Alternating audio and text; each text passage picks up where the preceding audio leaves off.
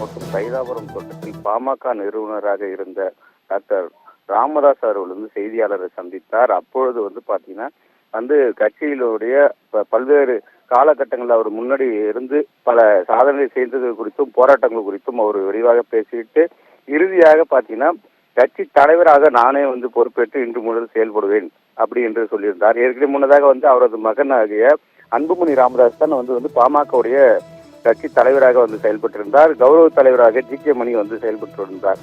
இந்த நிலையில பாத்தீங்கன்னா அவர் திடீரென நானே கட்சியினுடைய தலைவராகவும் பாமக நிறுவனராகவும் செயல்படுவோம் என ராமதாஸ் அறிவித்ததை அடுத்து கடந்த 3 தினங்களாக அங்க தோட்டத்தில் பல்வேறு தரப்பு நிர்வாகிகளும் அவரது குடும்பத்தாரும் அவர் மகள ஆகிய பாத்தீங்கன்னா காந்திமதி, கவிதா ஆகியோரும் சந்தித்து அவரிடம் சமாதான பேச்சு ஈடுபட்டிருந்தாங்க. தொடர்ந்து அன்புமணி ராமதாஸை அதாவது செயல் தலைவராக மட்டுமே ஆட்சியான போது தலைவர் பதவியிலிருந்து நீக்கப்பட்டார் என சர்ச்சை எழுந்தது. பாமக கட்சியில உட்கட்சி பூசல் அதிகமாக இருந்தது. தொடர்ந்து பல்வேறு தரப்புகளிலிருந்து அப்பா அதாவது ராமதாஸ் அவர்களும் தனியாக பனையூர்ல பாத்தீங்கன்னா அன்புமணி ராமதாஸ் அவர்களும் தனித்தனியாக பல நிர்வாகிகள் சந்தித்து வந்தனர்.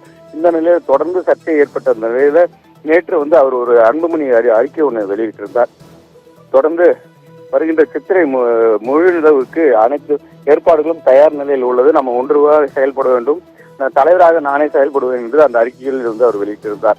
இந்த நிலையில இன்று பாத்தீங்கன்னா அதிமுக சேர்ந்த முக்கிய நிர்வாகி சைதை துரைசாமி மற்றும் பாமக முக்கிய நிர்வாகிகள்லாம் இந்த தைலாபுரம் தோட்டத்தில் வர தொடங்கியுள்ளனர். தொடர்ந்து அவரிடம் பேச்சுவார்த்தை நடக்கிறது.